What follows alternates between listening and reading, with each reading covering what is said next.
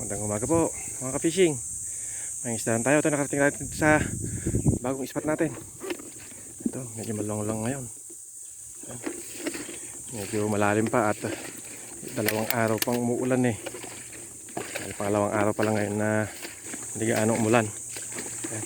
Kaya medyo maluwang pa po itong pangurente natin, pero mababaw na po ito. Hindi katulad nung dalawang araw na napakalalim. Gagawi lang po tayo sa gawi dyan sa mas masikip. Medyo maluwang po ito eh. Mahirap maghabol ng isda dito.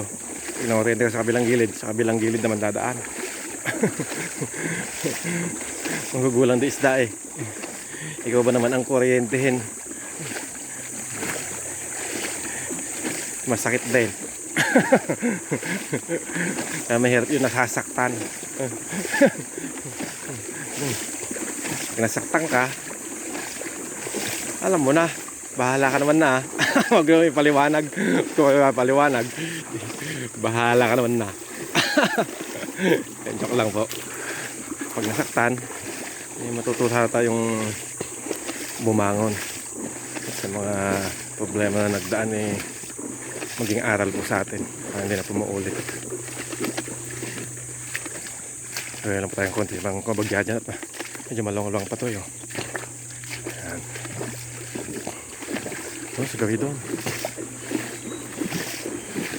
Malong po kasi ito eh. Ayan. Kabilaan po yung tubig. Sulok tsaka sulok pa. Sa masikip para madaling manghuli.